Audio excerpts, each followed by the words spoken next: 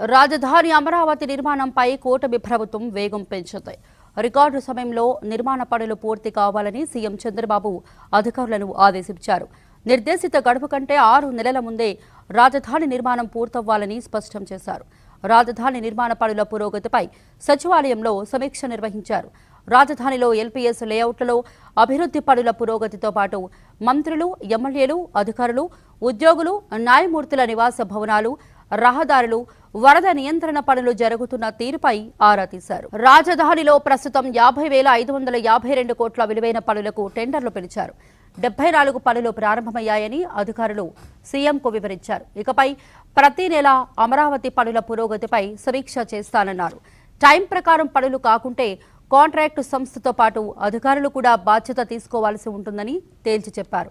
కార్యాలయాల నిర్మాణాలు చేపట్టనున్న సంస్థలకు వేగంగా అనుమతినివ్వాలని సీఎం ఆదేశించారు.